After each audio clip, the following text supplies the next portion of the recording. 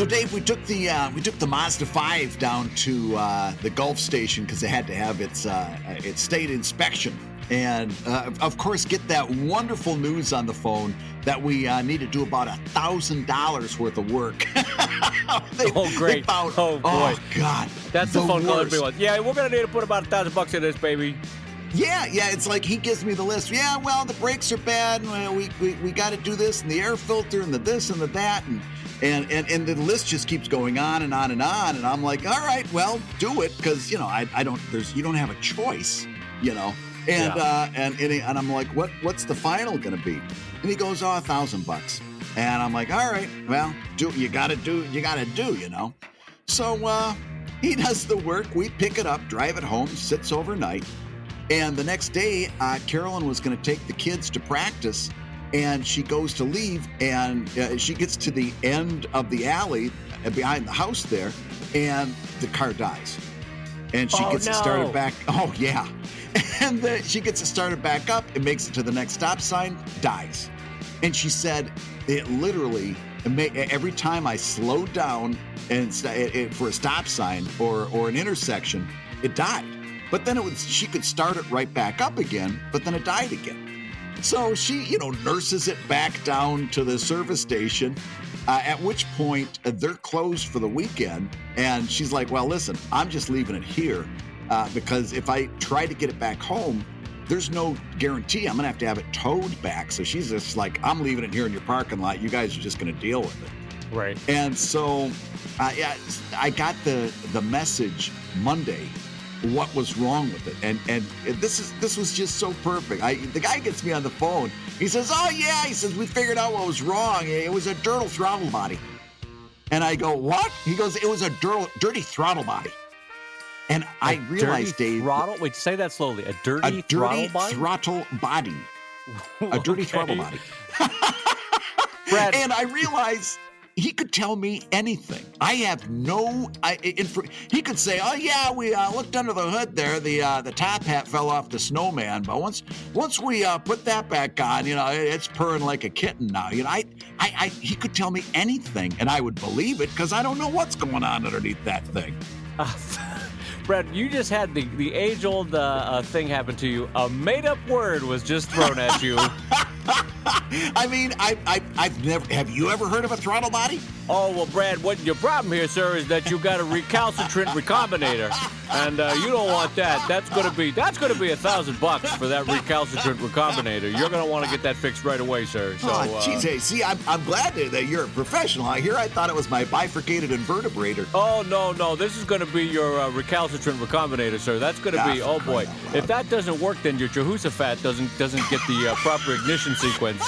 And then I had my Jehoshaphat calibrated last week, for crying out loud. How can it be that? Well, that's your problem, sir. See, and also there might be, we're not sure yet until we get in there, but it might also be your dirty throttle body. So we're going to have to throw all those in. What made me curious is that throttle body is such a fun word to say that it almost seems like one of those things that mechanics would just make up when they're not really sure. And it's like, I just tell them it's a throttle body. If nothing else, it'll be fun to say. Throttle body. Why is that so fun to say? Throttle body. Because it's poetic without being rhyming. It's got adel-adi right in the middle. It does have an internal rhyme to it, yeah. But it does sound like a mechanic doing a cat call. Hey, whoa, look at that dirty throttle body. Whoa, hello. Yeah, and it's got dirty right in the title. So, it's instant fun right there. Dirty throttle body. What a phrase. Dirty throttle body. That'd be a great band name. That would be a good band name. Or an insult that like two kids playing Little League would throw at each other. Why, you're a dirty throttle body. He can't hit. He's a dirty throttle body. We want a pitcher, not a belly itcher. Also, you're a dirty throttle body. Yeah, when those baseball chants get too long, they kind of lose some of their flavor, Yeah, exactly. Also, you start putting asterisks in the insult. We want a pitcher, not a belly itcher. Also, you're a dirty throttle body, and your mother wears army boots, and I think you might be cross-eyed and have that left leg looked at. Yeah, and the coach is like quietly clapping. All right, kids, that's enough. Our insults are getting less effective. Baseball is a slow enough game as it is without you little shits. Yeah, exactly. Oh, man. Well, on that note of Dirtle Throtty Buddies, I'm going to say hello, everybody, and welcome to Comic Lab, the show about making comics. And making a living from comics. I'm Brad Geiger, editor of webcomics.com and cartoonist of Evil Inc. And I'm his friend Dave Kellett, cartoonist of Drive and Sheldon and co-director of Stripped. And this week's hour of comics advice is made possible by your support at patreon.com/comiclab. And Dave, let's talk comics. Let's talk comics, my friend. We have a couple of questions to dive right into this week, so I'm going to throw out the first one to you. Are you ready for this? Like throwing out the first pitch. Let's keep this baseball theme going. I'm loving it. Let's keep it going. Just do not call me a dirty throttle body. That's all I ask. That's all I want from you, Brad. No, your throttle body is clean and sleek. Oh, easy there. Hold on. I'm happily married. I am. Do not try to make a move, Brad. This marriage is locked down. I'm sorry.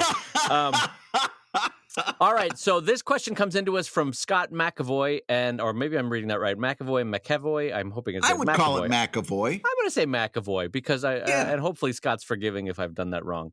I'm not an artist, Brad and Dave, but I do enjoy picking up the occasional original piece from comic artists I enjoy. I have one from Dave, which I really love. Oh, great, Scott. Scott's already in my book. This is great.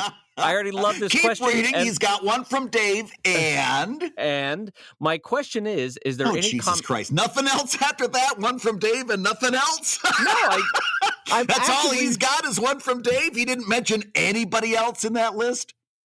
He said, hold on. Well, let me read this again. I have one from Dave, which I really love, but I would never buy one from that dirty throttle body. That's his exact phrase. Oh, for crying out loud. Okay, here we go. Let's get to the question here. My question, though, is there any comic artist you two wish you had an original piece from? Brad Geiger of Philadelphia, PA, currently carless. What is your answer? Is there an original art piece that you are lusting after in your career? Well, yes and no. So here's the deal. Ever since I got a studio, I've got it with really high ceilings, which is why I'm podcasting once again with a blanket over my head. I've got these great walls to fill with art. And so I really love getting original art to put on them. So my list is so long that it's not even worth listing because, I just love putting art up on the wall. So I really have I'd like to have something from I'd like to have a Dave Kellett, frankly. I'd love Do you to not have one? I don't have a Dave Kellett. I don't have a Scott Kurtz. Wait a minute. I have known you for 20 odd years. I've never given you original art. I've got one thing that you did that was, you remember when we were at that convention and when we were all handing around sketchbooks and we started doing these just ridiculous, we'd put somebody into the comic and kind of do this joke about them. And there was a joke, you'd done a caricature of me. And the joke had, in fact, it's sitting right above, if I take the blanket off my head, I can see it. But it was something about an overactive bladder and a single tear. Yeah, that sounds like you. Yeah. But one of these days I've got to get my hands on a Sheldon. That's among my goals in life is to get that. That's ridiculous. Hold on, that's ridiculous. Before we go on, that's ridiculous that you don't have one. Pick any one you want from the archives, and I will send you one tomorrow. I will send it today. Why am I saying tomorrow? I'll send it today. What we'll do, although I don't know whether I'm on your list or not, but we'll work out a trade. How's that sound?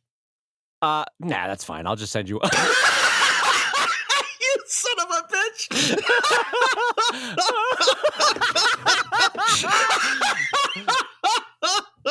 Oh my God. No, I was like, I'm good. That's fine. I'll just send you one. That's fine. Where the hell am I going to put that? I've got kids. No, I would love one. Are you kidding? I would love one. Let's work on a trade because I'd love to have an original Sheldon. That would be a prize for me. But my wife is always looking for Christmas or gift ideas. And I'm like, I love getting original art, and there's so many artists that I like. So many artists that I really, really, although some of that stuff it starts to get really expensive. Like if I was really, really, if I had, millions of dollars to spend, an original Charles Adams, I think would be a Oh, treasure. wow. I did not expect you to say that. Yeah. Yeah, his work was so clean and beautiful, and he did those ink washes, and I just think his stuff was gorgeous. Plus, he had that dark sense of humor. It's so many great jokes that I just was so subversive, especially for the '60s and '70s when he was in his heyday. That would be among my treasures if I had millions of dollars to put into, because obviously his stuff is going to be pretty darn expensive. Yeah, and my wife actually got me a Charles Adams framed print, which hangs in a place of honor here in the studio. That I really do. It's the one where they're about to put hot oil down on the Christmas carolers below. Right. You know that famous one? Oh, yeah. Yeah. I've Yeah. got Yeah. that one framed and matted up in a place of honor here at the studio. By the way, the layout of that comic is really well done. I remember that one specifically. He was so great at using composition to direct a joke. Like it wouldn't be a great joke, but he was so masterful at making your eye go exactly where it needed to go. He could hide something and put it in the scene and make it the last thing you saw. And Oh, it yeah. was like, oh my God, boom, there it is. Yeah, it takes such masterful control over composition to do that it's just like watching a sleight of hand magician. He does it, and it works every time, and you wonder how he did it. That's exactly like what it is. It's like a sleight of hand magician. You're exactly right. Yes. Yeah, yeah. I want to tell you, though, what a great friend I am. So while you were talking, I was like, you know what? Maybe Brad's birthday's coming up. I'm going to look how much a Charles Adams original piece would be on eBay. There is a sketch, not even a good one, just a sketch of Wednesday Addams. Guess how much it's going for? Oh God, I'll bet you 5,000. $2,800. So guess how quickly I went from I'll get Brad an original Charles Adams. Nope, not No, buying that for him. Nope, Brad can go eat a bag of rocks. I'm not doing that. I went from a Charles Adams sketch to a bag of rocks. There was no in between there. Yeah, Merry Christmas, Brad. Here you go, friendship. Have a bag of rocks. So Charles Adams. All right. So and then who else Yeah. did you want besides Charles Adams? Oh, you know what? The next on my list would be a Ramona Frandon, who did Plastic Man in the '70s. And Wait, what was the name? I don't know this name. Ramona Frandon? Ramona, and I may be mispronouncing it because you know how I am with names, but Frandon or Frandon. She was a DC Comics artist who did Plastic Man for an awful long run. And just because Plastic Man is one of my favorite characters and so forth, I came real close to buying an original from her once at a comic convention, and I misread the price tag on it, and I missed like the last zero. So instead of $10, it was $100 or something like this. And I was kind of stretching the budget as it was because it hadn't been a great comic convention. And then when I found out about the extra zero, I had to be in that really awkward position of saying, oh, well, maybe not. And that's when I felt like the extra zero. Well, I got to tell you, I'm thankful to you for pointing her out to me because I did not know of her career. And for having worked in the 50s, she's amazing. Yeah. She worked on Aquaman, on Brenda Starr, on Plastic Man. She continued to work into her 70s and 80s on SpongeBob SquarePants. What an amazing artist. And she was obviously during that time period, women in comics art, especially Marvel and DC, weren't plentiful. And so just the fact that she could swing in those circles and because she took a lot of stuff from people, it couldn't have been an easy career. And just the fact that she was able to do that for so long and she duked it out, that just makes her stand out in my mind. Imagine what a shit show it was for her in the 50s to be in a room full of nerds just trying to milady her every 5 seconds, which is like, I'm just wanting to work. Just let me draw. Like, That must have been miserable, milady. Yeah. Okay. So that's okay. So now so those are your top two, both of which I'm really excited we had this question because I would never in a million years have guessed either of those for you. Really? So now give me one more. What's your top three? What's Not another top artist? three. That's easy. It's Jack Cole. He was because he God, I don't know who that combines. is either. Who's Jack Cole? There's a great and also I'm going to throw one more in there that you will know. But Jack Cole was the creator of Plastic Man, but also he was a Playboy cartoonist. So he's got my two like sides of my world. Right. He created Plastic Man, but also he did these great Playboy cartoons, and I've got a book of some of his best prints.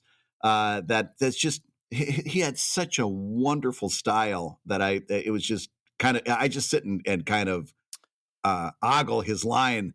But yeah, that Jack Cole would be another one. Wow, his two. I'm looking at those two segments of his career, and what a different style he had for Plastic Man and then for Playboy. That's Yeah, interesting. yeah. And Plastic Man was pure id on the splashed on the page. It was just complete frenetic energy. Whereas his single panel work was so much more refined and almost elegant. You know. Now, lest people on this show think that I'm actually a jerk by saying, "Oh, I'm not getting Brad a Charles Adams." Didn't I send you an original Plastic Man comic from 1961? Yes, you did. Do you And have that up in the studio? Yeah, in fact, I bought a special frame for it for comic books, and it's up on my wall. Well, I appreciated the handwritten thank you card that you sent. That was very nice of you. That was really. I called you and effusively thanked you, crying out loud. You and your handwritten. I want you to know that meant a lot to me to know that you would turn around. My goodness. No, that Plastic Man was kindly gifted to me among a group of comics from my friend Todd Grinnell, who plays Schneider on One Day at a Time. He had got a whole series of mid-century to late 20th century comics, and I, knowing that you would want a Plastic Man, I was like, I'm snagging that Plastic Man for Brad, so I passed that one along to you. And that was actually there was more than one. You had a small stack of Plastic Man comics. That's right. Well, yeah, because I said, I know a guy that loves him some Plastic Man. And so let me ask you, before we move on real quick, Plastic Man, what was the deal? Why was he insane? Is it because his brain is elastic and so it can't hold a coherent thought? Is that why Plastic Man was insane? That's such a great question. So Phil Folio wrote Plastic Man for a very, very short time. And during his tenure, he kind of eroded into Plastic Man canon that falling into that chemical basically not only gave him rubbery powers, but also gave him kind of like a long-term contact high. So he was basically, it was the long-term effect of huffing those fumes that put him off kilter. And that's the I don't know that that's official canon, but that's the one that I like the best. The official canon is he is Stoner of the Year and has a little statue that just says Stoner of the Year. Exactly. Okay, well, good on Phil. That's a fun way to write that. The brief interactions I've ever had with Plastic Man, I've always been aware immediately that he's clearly the insane member of the Justice League, then everyone else is sort of, all right, Plastic Man, whatever. But it's also, that's the part of him that makes him so special, is because he's kind of like the man, and this is a trope that I actually don't like in a lot of other places. Strangely and ironically, I hear myself complaining about this trope a lot, but in Plastic Man, I think it works. He's the magical idiot. In other words, there's those characters that like Mr. Magoo.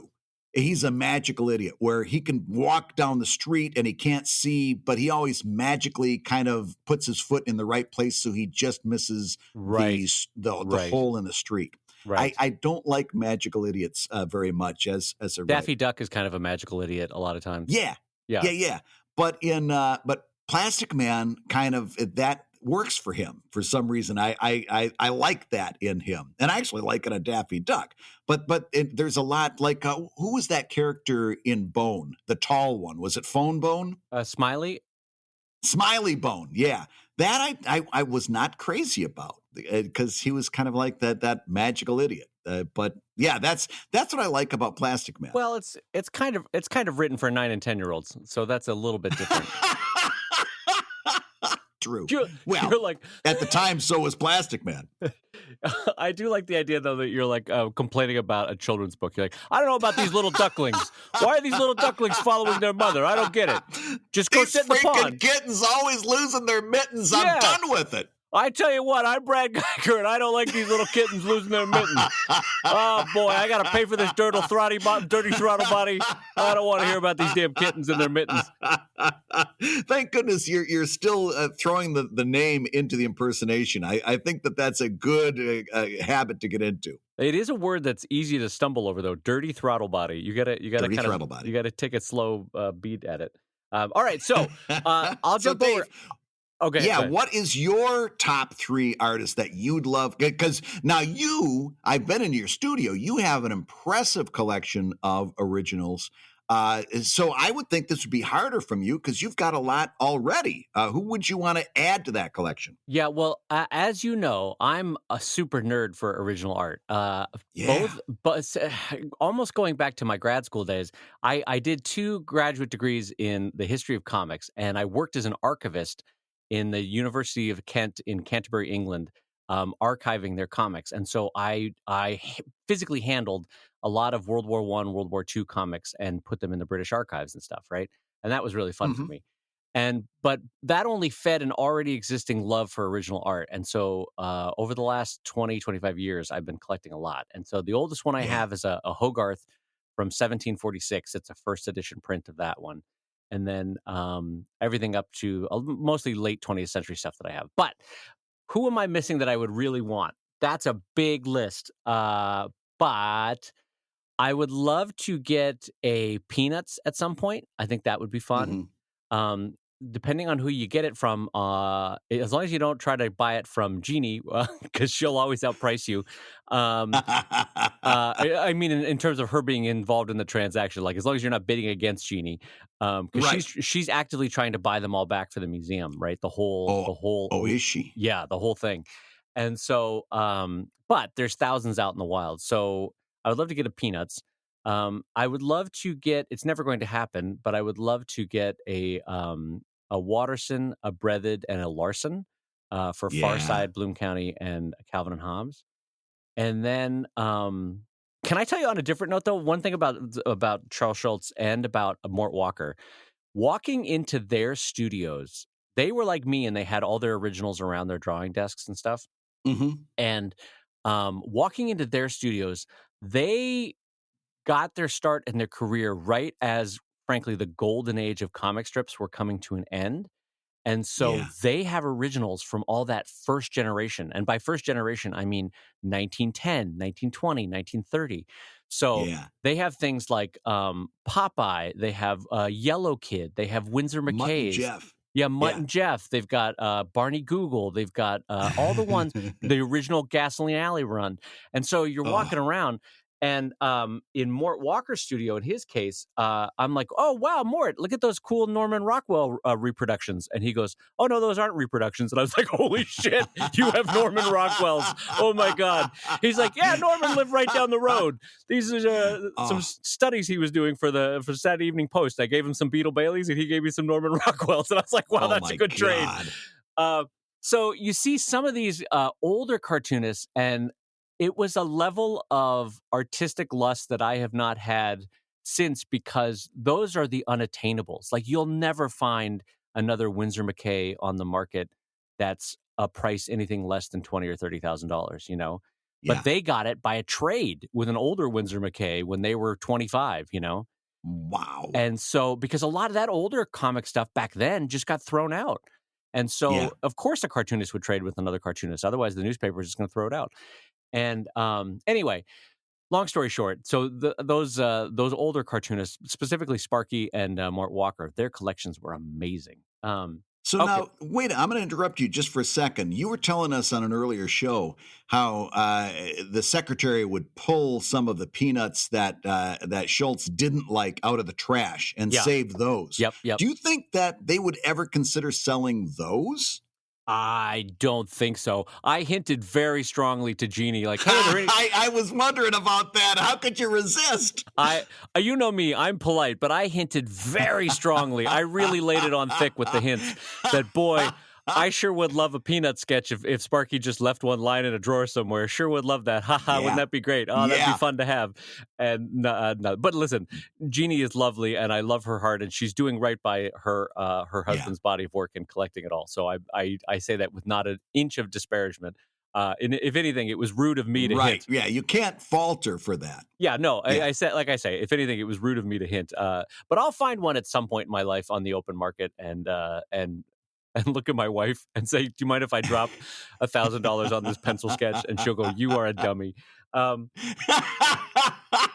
You mind if it's either that or a new throttle body. um, but yeah. So the thing is, though, mostly, if I'm being honest about it, my collecting urge has been sated. You know what I mean? Like Hmm. you've seen my studio. Like every wall is Yeah. covered. I've got everything from The Simpsons to Beetle Bailey to Foxtrot to all sorts of stuff. And so I don't know that I need more. You know, I'm Yeah. good for the most part. And you're in that zone that you've got so much now that it's also a little bit of a worry. It's like you've got to insure those now, and you've got to make sure that you've got sprinkler systems and stuff like that, because now you're kind of like a custodian of that stuff. Yeah, it's true. And the thing is too, if I had to buy, or if I got one now, or if I acquired a new one by either a gift or buying one has to come down off the wall. You know what I mean? So now Yeah, it's no yeah, longer additive. Now it's subtractive to add to my collection. So I think for the most part I'm done. yeah. I think I'm done. Well, let's turn from original art to prints, because this we've got a nice little transition to a question that another Patreon backer has sent in that I'd like to bounce off of you. All right, throw it. Throw it? Wow, what a So, weird way to say that. so Carrie Chu asks, I have a weekly webcomic with a growing Twitter following, and I want to sell prints of individual strips. What is the best practice currently? I looked into print on demand, but either the margins are too low or the required minimum quantity makes it impractical. Am I better off printing at home on a one off basis as orders come in? And if so, what printer and paper would you recommend for professional results? Also, what is your advice for pricing these prints? And you're going to be a little bit better, I think, than I am, because you've done pretty well in offering prints, have you not? Well, I have done prints for about 10 years, maybe 15 years. And I'm increasingly less inclined to do them, if I'm being Yeah. honest about it. And the reason is that the mail for prints used to be really affordable. And it has slowly been inching up as they changed the mail rates, at least in the US postal system, for the last Hmm. couple of years. So, the way I do it is there's two kinds of prints that are offered for my work. I do what are unquestionably posters. They're kind of versions of comics that I've posterized. I've either made them into more vector-looking art, or I've redesigned them so that the joke that was a comic strip is now a single panel poster. You know, that kind of thing. Right. And I have, in fact, they're here in the closet with me. I'm looking at them. I have about 20 right now that are available for sale of that, right? But then, Hmm. additional to that, I have 4,000 plus Sheldon strips in the archives, any of which that you could order through Topatico. And the way that works is, as soon as the original art sells, there's a bit of code on the website that subs out for, first it says, buy this original art. And then once somebody buys it, now it says that's scratched out and it says over it, buy it as a print. And Right. then when somebody clicks on it, it sends that specific URL to Patico. They match that up with a file name. They print it out. They mail it out, right? So there's two ways that you could buy one of Sheldon prints. Now, for me, Hmm. I do the posterized Sheldon stuff down at, of all places, Costco Photo, because they do a really beautiful job on high quality photo paper, and it does it well. There are also places online that you could get them done cheaper. So you get a quantity of 100, 200, 500 posters or prints made, and ship them out. That's just a little bit of Googling. But my short version is that you have to store them very carefully. They're increasingly expensive to ship. You have to store a bunch of tubes to keep them at the ready to mail them out, Yeah. because you don't want to mail them flat, obviously. You don't want to fold them, obviously. So you really, the only best way to mail them is to roll them up into a plastic sleeve, put the plastic sleeve into a tube, and then mail the tube. And all of that is just annoying to store. So I'm slowly phasing out prints from my own business. And then additional to that, one last point that I'll make, Brad, is that at Comic-Con, when you don't have a lot to sell, prints are great because they are very pretty and they attract eyeballs to your table. But Mhm. when you get to my point or your point in Brad's career and you have too many SKUs, like you have more than 3 books or a bunch of other things, the problem with prints is they take up a lot of table space. And so the Yeah. value per inch is lessened than versus a pin or a book, because it has this 18 to 20 inch wide poster on your table or print on your table. So just keep that in mind. Brad, what are your thoughts about prints? What would you recommend? I think if it was me, here's the deal. I have never had much success selling prints because my writing it isn't standalone as much as it maybe should be. It more fits into a storyline. Hmm. So buying one print of a comic never worked out well for my audience. However, a couple things. Number one, I would default to print on demand for a couple of reasons. Number one, if you're going to print this yourself, now you've got to have a really good printer, and you've got to buy the ink for the printer, and that ink is expensive. And by the way, so just so people know, what Brad's talking about is he and I both know a couple cartoonists that own one of those like Epson Sure Colors, and they're really nice printers Right. to have at home, but they're about $1,000 to $2,000. So you better make a lot of money on prints if you're going to do one of those Yeah. nice Epsons. So keep going, Brad. Go ahead. And the ink itself is very expensive. And so you're constantly coming up with that, plus just the time to print it out and do all of that physical stuff. You're really the return on investment in terms of what they're paying for and how much Right. work you're putting in to make that money is not great. So I would default to a print on demand situation, and in fact, I would, if for this particular question asker, I would say it's a Question asker much. Brad, we're a year and a half into the show. A year and a half into the show. Oh, I want it to be so that you can teach an old dog new tricks. I want that to be our mantra. You can teach an old dog. Question asker. Ah. Well, I'll just use this person's name, Carrie. I'd like Carrie to consider, if not print on demand, like Redbubble or something like that. Doing what you do, in other words, keep an ear to the ground onto which comic really was resounding in the response, and start offering some of those as posters. In fact, here's really what I think Carrie should do: offer this stuff on print on demand, and see, number one, if people actually bite. Let's see what the demand for this actually is. And if there is a demand, okay, so you're gonna make small margins on that first little bit. Right. But in offering these things print on demand, then you can see which ones were really popular with people actually putting their money down on it. And I would say take those and turn them into posters like Dave was talking about, and then offer those posters as standalone merchandise. Right. What do you think about that I mean, listen, approach? as far as dipping a toe into the water, print on demand is fine. It's just as our question asker intimated, the margins are terrible Yeah, in print on demand. Like literally, she'll be making $1, if that, right. on a print. It's terrible.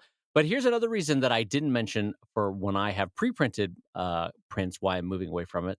Frankly, the margins aren't that much better when I do it as a run of 100, 200 and store them in my studio.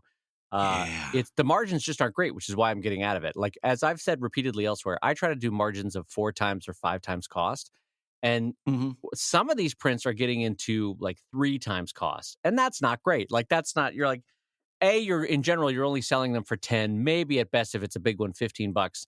And so you're not making a ton of money when the cost of goods sold was $2.50 to $4 to print that dang thing up. And then, by the way, they're super easy to ding or scratch, and so you have a fair amount of Yeah. damaged goods by the time that print run of 300 is sold out. And so, anyway, long story short, they're not very big on margin. They're tricky to ship, and they're easily damaged. In general, one of the reasons why, and also they take up a lot of table space at conventions. One of the reasons why I'm shifting away from prints and moving more towards pins, which we've talked about in the past, enamel pins, Hmm. which are indestructible compared to prints. They store very small in suitcases and easily displayed on tables. The margins are 4 to 5 times cost, and they can do small runs very cheaply. So that's why I would recommend to you and to other people, if you're thinking about a print, maybe think about a pin. And I know that they are apples and oranges, but just have a thought to that. Yeah, that's a great point. Hey, if you're listening while you work, take a minute and stand and stretch. And while you're doing that, Brad and I are going to tell you why you should join us on Patreon. Yeah, because, when you do, you'll get hours and hours of podcasts that we've recorded just for backers, And an exclusive Patreon post that go even deeper on the Comic Lab topics. and access to our exclusive Discord server, a thriving community of professional cartoonists. So you can support the show you love and get tons of actionable resources for your own cartooning. And listen, if you can't swing a pledge this month, no worries. You can still support the show by rating us wherever you get podcasts. Leave us a 5-star review and a few kind words. And that, along with mentions on social media, is incredibly helpful. And now, let's talk comics. Oh, and Dave, while we're talking here, I've got a topic that I wanted to pitch to you. This isn't coming from a Patreon backer. Actually, it did originally, but it was a few shows back, and I had a little experience that I wanted to talk a little bit more because it brought up something that I think is really worth talking about. Sound good? All right. Yep. Yeah, let's do it. So, at the risk of, and I don't want this person to feel like I'm beating up on him because I'm not. But it's something that is so important mindset wise that I wanted to bring it back, and that was this. We had a Patreon backer that said, geez, I think social media is fool's gold because I get these posts that go very viral, and I'm not seeing anything from it. And we had that experience where we took a look at some of the posts that this person had made and said, well, you don't have hyperlinks. You're expecting them to type in the link that you've got in the image. And if it's not clickable, it's not usable. We've had that whole conversation. Right. And we said, let's maybe there's some other ways that you could attempt to do this. But at the same time, I said, I'm super jealous because I can never get a post to go viral to the extent that this person did. And they were doing it with a great degree of regularity. I mean, this person was knocking it out of the park in terms of generating viral numbers. That was making me green with envy. Well, lightning finally struck in the same sense that a broken clock is right twice a day. I had a post that for some reason, and it was basically I had posted it on Imager. It was a Evil Inc. Half-page comic that was maybe 7 or 8 panels that I did in a vertical panel by panel scroll. And I had done these twice a week and posting them on Imager and Reddit for weeks and got moderate results, just kind of a heartbeat. I still do it just to kind of experiment more than anything else. And For some reason, one of them hit and just went through the roof, got on Imager's front page, the most viral page, at which point it really took off and caught fire. It's kind of, speaking about a gambler's mentality, man, I'm chasing that dragon now like crazy because I want that to happen again, And it's like you start get superstitious. Well, what color shirt was I wearing when I posted it? Right. Yeah, you get down to that level, right? So I finally lightning strikes, and I hit something that this person had done with regularity. I hit a viral post, and I noticed that since I had done hyperlinks, I had put them in the comments, it's worth spending a little bit of time learning the social media foibles and like the secret language that each social media use.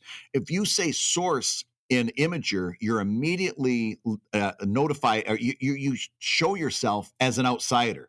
In Imager, it's sauce, not source. I learned that, and if you want to pass as one of them, Oh, for you God's say sake. sauce instead of source, right? Man, nerds. Hello. All I'm right, keep telling going. you, but I know. it's I'm like just. learning the language. It's I worth know. time learning the little I ins and know. outs. It's just nerds are nerds no I matter where know, you go. I Keep know. going. So I had posted not only a link back to my site, which has tons of Patreon outreach on it, obviously, and a place where they could go to the beginning of the storyline. And I also did a hashtag that you could technically read most of this storyline just by hitting the Imager hashtag Evil Inc. and going through all of the different vertical scrolls that were there. So when this thing went viral, I'm like, oh, I can't wait to see, did this work or not? I picked up a couple extra Patreon backers over the weekend, like immediately, and I had increased traffic to my site and increased interest for the next like 2 or 3 days. I could see the effect of it. And it got me really kind of reflecting on this conversation in which I had two takeaways. And the main takeaway is not, I did it and you didn't, nah.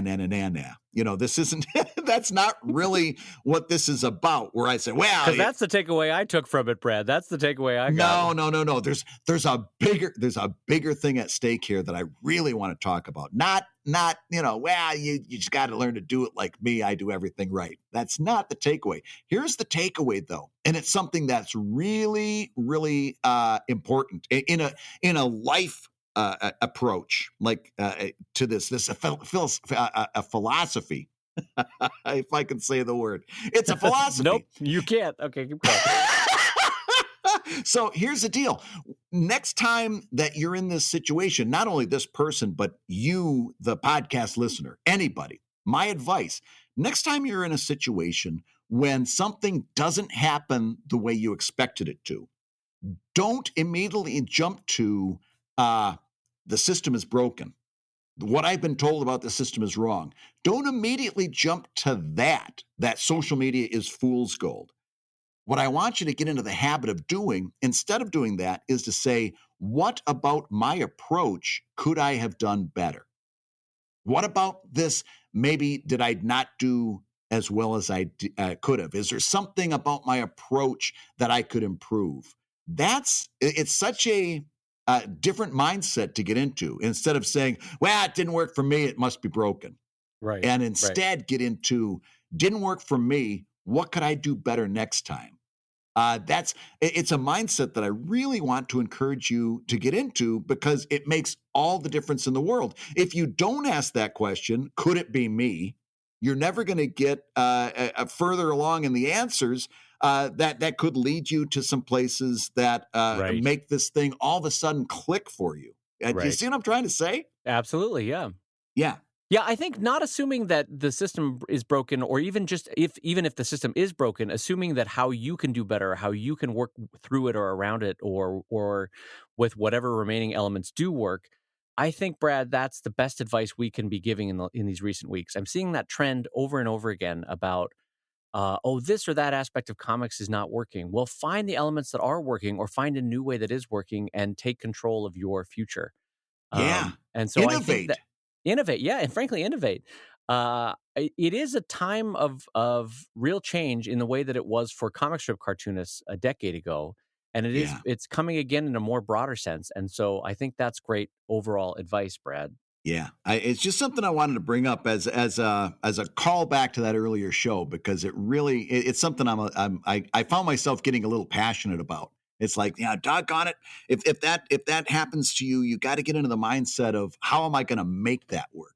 And that's because and I'll tell you why. Because then when you innovate something that Dave didn't think of and I didn't think of, then you write into the show next week and say, this thing didn't work for me, and here's how I made it work, and then we can steal that from you. We can borrow some of that wisdom, and everybody can go and make all the boats rise, as it were.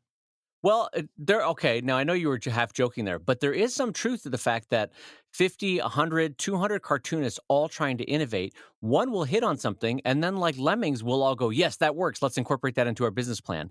And then Hey, somebody else over here in Nevada will innovate something else, and we'll all go, great, I'll include that in my business plan too. And then someone up in Toronto will say, well, what about this? And so what I'm getting at there is that if you have 200, 300, 400 cartoonists, professional cartoonists all trying to innovate or all desperately trying to find the next new thing, when it hits and the people that are savvy and paying attention, they will quickly incorporate that into their business plan.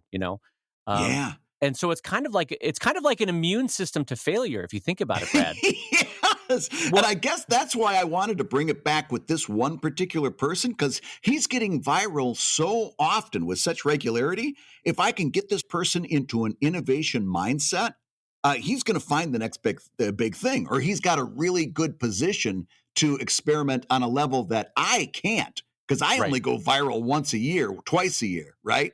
But if Well, this person gets into an innovation mindset, they've got a much better chance of finding something that we'll be talking about on the show in a few months. Well, we hadn't planned to talk about this, but I wanted to mention the opposite of an innovation mindset. And Brad and I saw Yeah. this yesterday in a series of tweets that were public. Yeah. One artist was talking about how traditional print and publishers and the advances or the pay rates of publishers weren't working for her. And she's been working in Yeah. comics for 30, 40 years, right? And Mhm. a reader responded, Brad. And what did that reader say to her? Do you The remember reader this? basically said, "Oh, why? I wish you had a Patreon. I would immediately sign up to support you on Patreon." And her response was, "Oh, no, no, I couldn't ask people for money for my work. I couldn't do that directly." And Brad and I reading this third party are kind of screaming into the ether going, "What? Yeah. This is literally what you want." It's a reader saying, "I want to support you." And in the meantime she's like, "No, no, nothing can be fixed. It's all Nah. ash and woe. Print is falling I apart." don't want, yeah. And not only that, but she goes on, the part that made Dave and I absolutely cringe. She goes on to say, the person brings it back, this reader whose heart was in absolutely the right place. This reader said, "No, I'm serious. I really would like to support you on Patreon. You should really look into this." And this cartoonist's response was, well, that seems like an awful lot of work. God. And Could you imagine? well, and then the follow-up that has been like, in my career, I've done food stamps, I've had to do this, or I've had to take second jobs. And Brad and I were thinking, well, all that takes work too. Maybe just Yeah. set up a Patreon. For God's sakes, just innovate, like try it. Being It's poor is an awful lot of work. Yeah, having a second job is an awful lot of work. Yeah. For God's sake, I don't understand. It's either the imposter syndrome or a guilt syndrome of not wanting to ask readers directly for money, but it's okay Yeah. for a publisher to ask readers for money and then give you 1/10 of what they got from readers. That's okay, Yeah. but it's not okay for you to directly interact with your readers. I don't understand that. And by the way, let's get through this real quick. You can set up a Patreon on a Saturday afternoon. It's not a lot of work. In fact, it's no work. And until you get to the point where you're really trying to use that as your main source of income, in which case it's work that you'll gladly do. But if you wanted to set up a Patreon and just do it as what I've in the past called tip jar, and really what it is a reader support Patreon. If you wanted to do that and set it up by just say, hey, support my comics $2 a month or whatever, you could set that up in a Saturday afternoon. Yeah. There's no it saying that it's a lot of work is it's almost like you're sitting there with a broken leg and somebody comes up and says, oh, hey, well, listen, I got this cast for you. Hey, I can make that leg stop hurting. Here's a little ibuprofen and a splint and some gauze. And you go, well, yeah, well, geez, that seems like an awful lot of work. Yeah. Wow. Well, let me tell you. I'm going to give you my own counterexample to that because it's Okay. helpful, I think, to hear me struggling, right? Because we often talk about like, oh, it's well, you can do it, you can chase those dreams and reach for the stars. But here, I am currently struggling with some type of innovation that I've wanted to make, which is I have seen that the direct distribution market, or direct market for comics, is really breaking down in the last few years. I've also Yeah. seen that because postal mailing rates have gone up in the last 3 to 5 years, that my own direct sales on my site is diminishing of my books, right? Mhm. Because they weigh a lot, and not everybody wants media mail, and international readers can't use media mail. So I've been looking for another solution. I've been trying to innovate. And one of them, in talking to Brad, was, well, have you considered going directly through Amazon? And I said, I never wanted to work with Amazon. Blah, blah, blah. But then once I got over my own uh, inability to see innovation, I'm like, you know what? You're right. I should be doing Amazon. I should try that. People with Prime will love it. They'll be able to get a Sheldon book. I'll have less Yes. margins, but maybe I'll be getting a lot more Australian, New Zealand, German, Sweden readers buying it because they can do it through Amazon shipping rates. Anyway, it has been a pain in the ass, a stumbling Yeah. pain in the ass to get onto Amazon. And I've been failing a lot, and it's not been easy. But it's not just, I haven't been going, well, it's hard, I'm going to give up. It's been like, no, I need to do some form of innovation long term for the next 2 to 5 years for how I get books to people. And Amazon is one of a couple different paths that I'm exploring. So even though it's hard, I've got to innovate on this. And that's Yeah. the counterpoint to going, well, Patreon looks hard. I don't know about that. Okay, even if it is hard for you, even if you're older and not used to Patreon or doing that kind of distributed fundraising, it is worth, as Brad said, spending the Saturday, spending a couple Saturdays, and just starting. No one's expecting you to jump out of the gates with $10,000 a month, but if you can get a couple $100, a couple dozen bucks for the effort, who cares? It's a start that you can build on. So Right. innovate is the short version of that. I don't know. I got very flustered about that, about how important that is. Well, you mentioned a key word there, and that was old age. And you might want to see our next question from a Patreon $5 backer because it specifically mentions aging. Okay. We've got a really good transition here into another fantastic topic. And this is from Alexander Loken. And Alexander says, as a professional YA author and sometimes comic book creator, I often meet other writers and artists. And one subject that constantly comes up is what we will do when we reach old age. How long will we have to work or to be able to work? Will we still be relevant? Will we have a sustainable pension? And then here's where I live in Norway, where the social benefits are great. Thanks a lot. Rub it in, Alexander. Two Americans shaking their fist at you. All right. Yeah, but I know things are different in the U.S. Yeah, no kidding. What are your thoughts? How do you plan for old age and your possible retirement? Thanks for making a great show. Yours truly, Alexander, pushing 40. Well, let's answer Alexander pushing 40 with a couple of guys. Well, you're a little younger than I am. I'm pushing 50. You're still well in your 40s. What do you think about old age, Dave? Well, listen, as a friend of someone who, Brad Geiger, who is literally foot in the grave, like he's just on the edge of it. He's. Tell me about it. I thought that would get a laugh out of you, and it got this reaction. Oh boy, it's true. Oh god. I was expecting, yeah. I was expecting a raucous laugh, and I got the, oh, you don't know how close you are to the truth, my One friend. foot on a grave, 1 foot on a banana peel, man. That was such a great image. So the way to frame Alexander's question, the answer to Alexander's question, is that there's three things. One is mindset, one is finances and how to get them in order, and one is actionable steps that you can take for old age, right? So those are the three things that we should talk about. And the first one that I want to talk about is mindset, because this directly translates into what we were just talking about. So Mhm. yesterday, Brad and I got worked into a frothy madness over this set of tweets from this cartoonist about like, I Oh, want to yeah. support you on Patreon. No, that just seems hard. And also, I don't want to ask for money from readers. Yeah. Brad and I were whipped into a rage about this. And I said to Brad, don't ever let us get this way when we turn 50, 60, 70, where we don't Yeah. we stop innovating, where we stop trying to find out what the new or better way to do cartooning is. And Yeah. Brad's response to me, he goes, "I'm 50. If it hasn't happened to us yet, we're still innovating, and we're still constantly afraid of what the next change is going to be, Yeah. and looking to prepare for it." So he goes, "If Yeah, it hasn't happened to us by Dave goes, how do we avoid it turning into this when we're in our 60s? And I said, the same way we avoided it when we turned into our 30s, the same way we avoided it in our 40s, the same way we're avoiding it in our 50s. Listen, if it hasn't happened to you by now, you've got the mindset, you've got it in you. To keep innovating and changing, I mean, I would be reticent to get too complacent by saying, "Well, I'm inoculated against it; it'll never happen to me."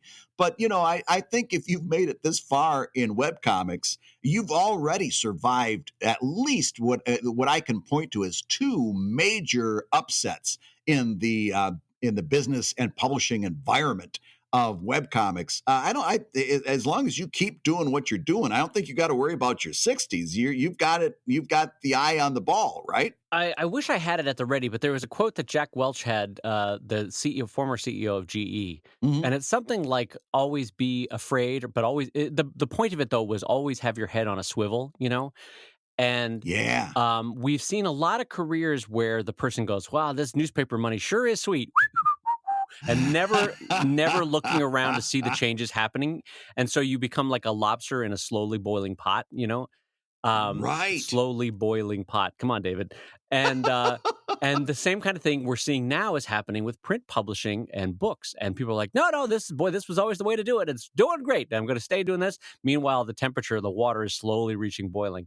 And so Brad's point is if you've kept your head on a swivel when you're 30s and the 40s and your 50s, you'll keep doing it into old age. So that's Yeah. mindset. That's the one thing that I think we can. It informs both of the latter 2 points that we need to talk about. So, Brad, the next one is finances. How do you prepare for old age with finances? Yeah. Well, that's a good question. I'll let you know when I reach it. Right now, with my two boys, my our finances are for the most part aimed at getting them into and through college. With putting and frankly, it's a partnership between me and my life partner. Carolyn really is kind of doing the heavy lifting in terms of savings because through her job, she can put together a pension and a 401k and stuff like that. I would, my suggestion is use your own life circumstances to do what you can, but definitely be doing something because the years keep going by and they for some reason keep going by faster and faster. And so if you're in your 30s, your 40s are going to sneak right up on you. And if you're in your 40s, here come the 50s. It's something that you're going to have to start as early as you can. And even if it's just putting a little bit away, or even if it's a partnership between you and your spouse or you and your partner, that's something that you should absolutely be planning on. What are your thoughts on that? Yeah, I got a feeling you're going to have a better system in place than I do. What are your thoughts? Well, there are 1,000 articles that you can look up on books to confirm this point. But one key point is with very small amounts, you should start saving when you are young. And I know that doesn't help Yeah. if you're 65 or 55 or 45. But to all the cartoonists that are in their 20s and you're like, I don't have any money to save. I'm barely living, hand to mouth. Honest to God, saving a dollar, $5 a month in a separate bank account, or in an IRA, or even a rolling over CD, with Hmm. compounding interest over 40, 50 years, uh, it's such a difference compared to when you're suddenly 55 and you go, "Oh God, I got to build up my savings quick." It's a Yeah. really hard way to do it. So tiny amounts over decades versus the panic large amount of saving in your 55 is infinitely better for about five mathematical reasons. So that's one thing. Mm-hmm. The second one is so Alexander is in much better shape in Norway with both their tax rate and their retirement system than Yeah. America's smaller tax rate and our Social Security system, which has the potential, I don't think it will, but it has the potential to have trouble by the time we are all going to retire. Um, Yeah. and so, in part, you have to build up a saving system, whether it's through IRAs, your 401ks, your the stocks you or the hedge funds that you're not hedge funds. Listen to me, not a hedge fund. Uh, but however, whatever investments platform you want to put forward, even if it's just straight up savings, you should a Yeah. little bit assume that the government might not be there for you with the Social Security net in the U.S. Mm-hmm. Because then, if it is, great, gravy, how fantastic for you. But if it's not, then you've built up a nest egg that you can rely on.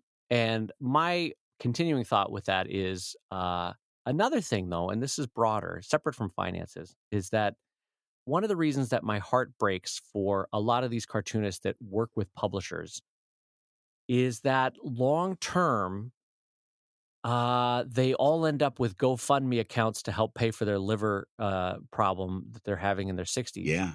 Um, It's the truth. and Yeah. you see all these older cartoonists that are in their 60s and 70s now, and they don't have two nickels to rub together because they never owned anything that they created. They created some of the most fundamental and culture-changing work in American comics, but they didn't own it. And so they get to their retirement years, and one of the biggest assets that they should have, which is all the physical work that they did drawing for 20, 30, 40, 50 years, they don't own. So they can't tap into that as a form of continuing revenue. Um, Yeah. and you compare that to how Jeff Smith is going to feel when he's 70, or Phil Folio is going to feel when he's 70, and you see the difference between somebody who worked for Marvel or DC and now is 70 versus Jeff Smith or Phil Folio, who owns everything that they created, and is, aside from Shazam for Jeff Smith. But you know what I mean? Mm-hmm. Anyway, what I'm getting at there is, again, this goes back to a longstanding argument that I have, but own your work, control your work. Long term, you will be so much happier that you did. Is it harder to start up that way? Absolutely. But it also, I always say that it brings you more joy and brings you more freedom and brings you more income in the short term. But to this question, it also brings you more security, way more security in the long term when you own it. Because even if 20 years from Yeah. now you decide to sell your titles to Scholastic or to Abrams or somebody, that's fine. That was your choice to do it. But you've owned it and can sell it again when you're in your 50s or 60s, Right. Well, and like we've talked about for a long time, if you own your stuff, you can repackage it, you can re-release it. It's like that whole idea of putting out a graphic novel, and then when you've got three graphic novels, you can repackage those into a bigger graphic novel, and then you can repackage those bigger graphic novels into an omnibus, and you since you own that stuff, and if there's still a market for it, of course. You can repackage it and re-release it and generate money that way. But this whole idea of it seems to keep being a surprise to the younger generation that if you work for a corporation and suddenly that corporation cuts you loose when you're not as useful to them. This whole idea of continually being surprised about that, it doesn't hold water. It mystifies. Not only does it not hold water with me, but it mystifies me how you can be a younger cartoonist in this day and age with this much comics history out before you, easily at your grasp, easily found, easily researched, Googled, forget research, Google some of this stuff and find out about those animators who aren't getting paid for working, 60-hour weeks to crank these films out. And then all of a sudden it comes time to pay them and nobody's writing the check. Right. Look at some of these people that signed contracts and that were horrible contracts. Look at all of these artists who said, I don't want to know the business part. I just want to be an artist. Right. I'm going to take, Dave, I'm sorry. I'm going to take a tangent here. No, take it, because I like where you're going. Come along with the ride with me, Dave. I like where you're going. I was just talking to a person Of course, I'll start here. One of my passions has been talking about business and entrepreneurship to art students because my feeling has long been that art schools nationwide are failing our art students by not telling them basically that this whole idea of getting a job after an art school graduation is a job climate that hasn't existed for 20 years for the most part. Right. Illustrators, designers, these people are all going to be freelancers. They're going to be contract employees. They're going to be small business owners. This whole idea of going to work for an ad agency long term is hasn't been the case for decades. This whole idea of being a designer, this whole idea, and certainly for those of us who are comics artists, those jobs are contracting and contracting. There's fewer and fewer, and so I got a chance to talk to this person that had been for the last several years doing exactly what I've been talking about doing, offering business training to art school students. Right. And it just we happened to find each other, and I'm like, you got it. You're doing the kind of work that I've always talked about doing. You got to talk to me about this. And we're sitting there, we're talking, and he goes, "Guess what the biggest pushback is from my offering these courses?" And I said, "What?" I said, "I know exactly what the pushback is. I forget about guessing games. It's the faculty. Yeah, The faculty that's gives what I you the would guess. The pushback, faculty, yeah. right?" He says, "No, it's the students." Really? I go, "Are you shitting me?" He says, "The biggest pushback I get by far is from art school students who, if they do get like number one, they don't electively show up to the courses. But number two, if you try to make them show up, if you say this is a requirement or I'm giving you class credit or whatever, if you force this upon them or say you've got to do it, they push back strongly because they came to art school to learn art. They don't need to know business. Somebody's going to handle that for them. And why are you wasting my time? The year is 2019, and that's the attitude that this person told me that he was getting from art school students. And my jaw hit the table. Yeah, yeah. Well, listen, in part, that's partially the school should be blamed for that because sometimes you just have to be the adult in the room and say, "Damn it, no, you're going to eat your vegetables. You have to learn business because if not, you're going to be back here when you're 30 going, oh, I don't know why I can't pay down my student debt, or I don't know why I can't make all my Right. bills. Boy, this is really tricky to make a career out of this. Oh, I don't know. I mean, I didn't want to learn money, but it sure is the fact that life makes me need to learn how to use money, you know?" You're either going to learn money or life's going to teach you about money one way or the other. It's going to happen, Yeah, man. congratulations on having a studio apartment in your 50s then. Good job, you know? Yeah. So, I do not understand how somebody who's 20 years old or in their 20s can exist with this much information that floats right in front of them day after day. How they don't understand that this world that they think they're going into hasn't existed for decades. I don't understand how it can happen. right. Somebody explain it to me. What's the blinders? The bigger picture that students and working artists need to know is that mass media as a concept only worked when all media was funneled through 10 to 20 different stakeholders in the 50s, 60s, 70s, 80s, 90s. Yeah. Now that is breaking down, everyone has to have a more independent entrepreneurial career. And so art schools have to teach that. And you and I, Brad, have to teach that to both our peers and younger cartoonists. And we have to be taught ourselves because it's a new system that requires everybody to run and control their own finances and run and control their own business because mass media, as it existed for 40 or 50 years, is breaking down now. So all the careers as Alexander was saying, all the careers for YA novelists, all the careers for cartoonists in newspapers, all the people that worked for graphic novelists, that worked for publishers, they're all finding it. Oh, it's not working as well anymore. It's because mass media is slowly breaking down into micromedia or niche media. And so we all have to take an independent streak. And Brad, that I'm so glad you shared that story because that's really frustrating that art schools Yeah. are finding that. It was fascinating, and of course, this person was representative of one organization.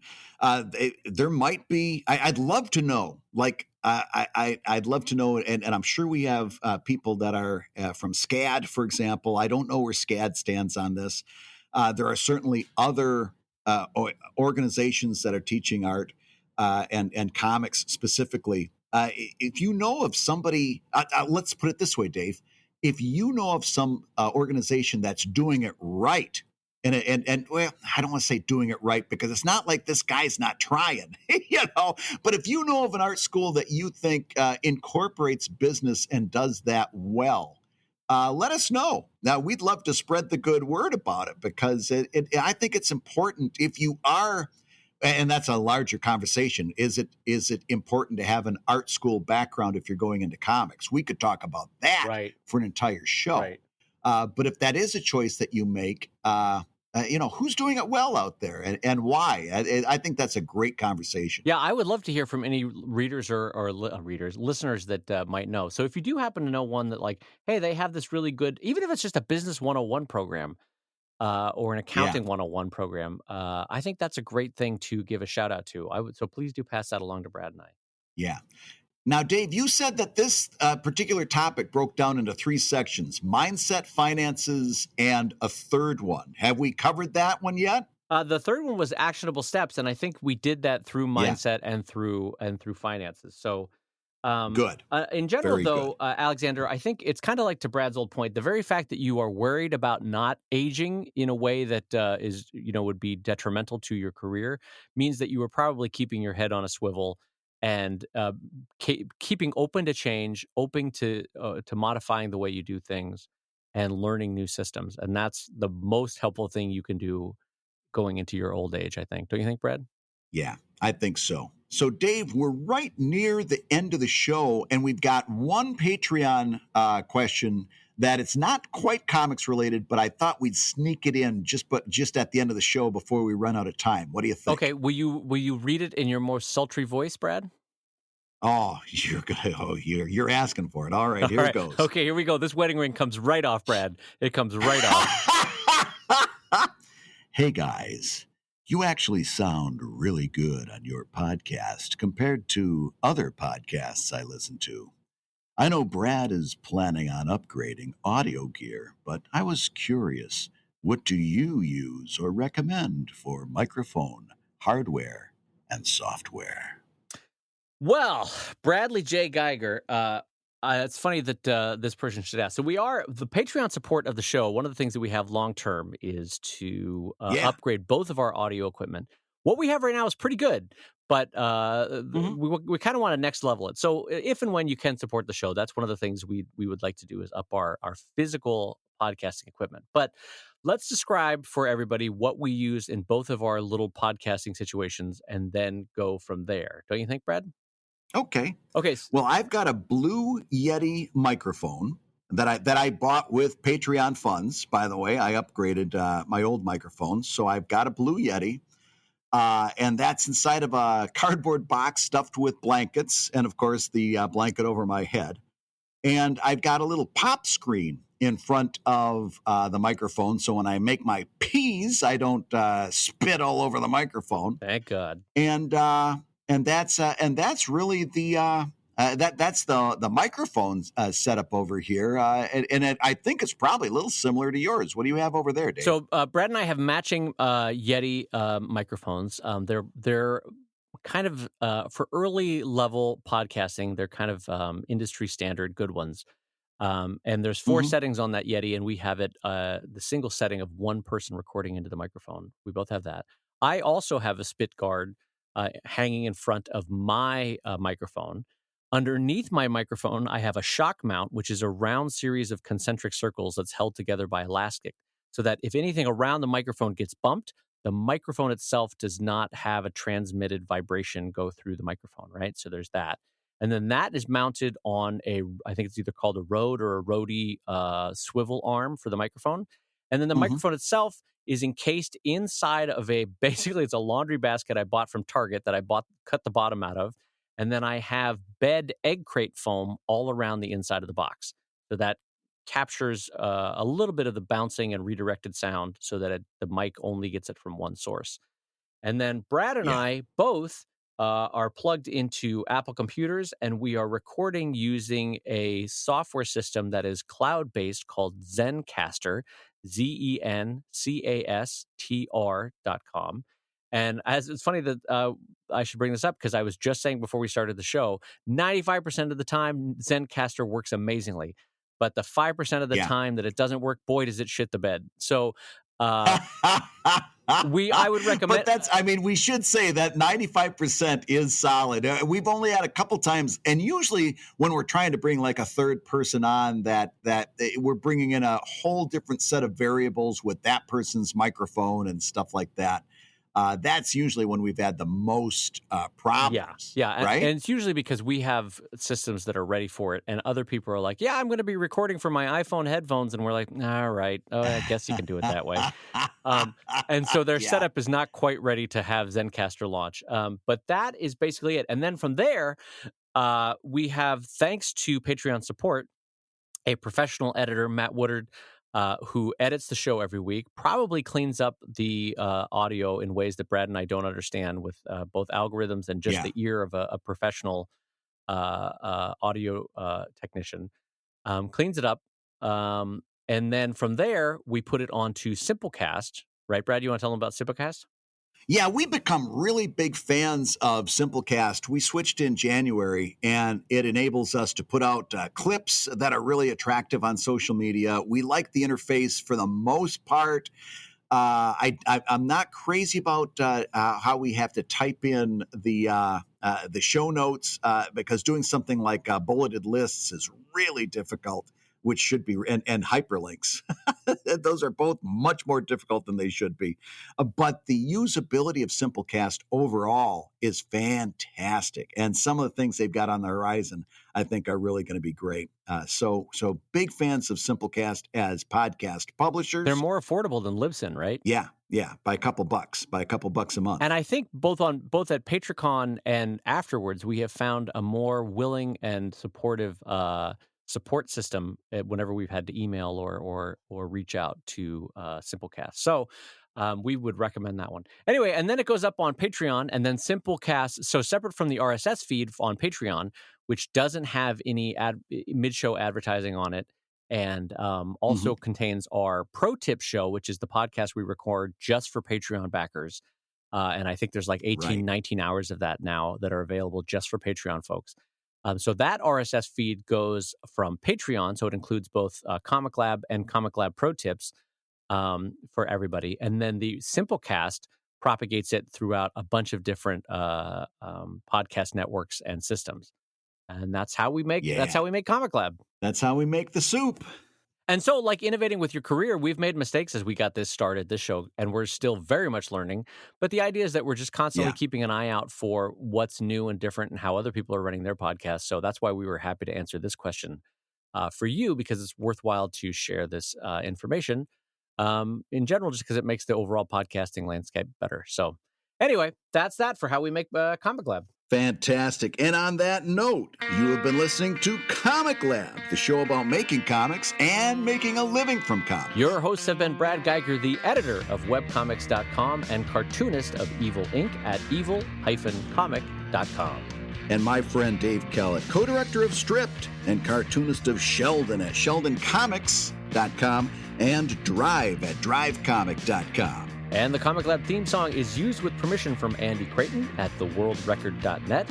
And this episode, as all episodes, was edited by Matt Woodard of Woodsong Productions at www.woodsong.media. Comic Lab is made possible by your support on patreon.com/Comic Lab. So we'll say that twice. Patreon.com/Comic Lab.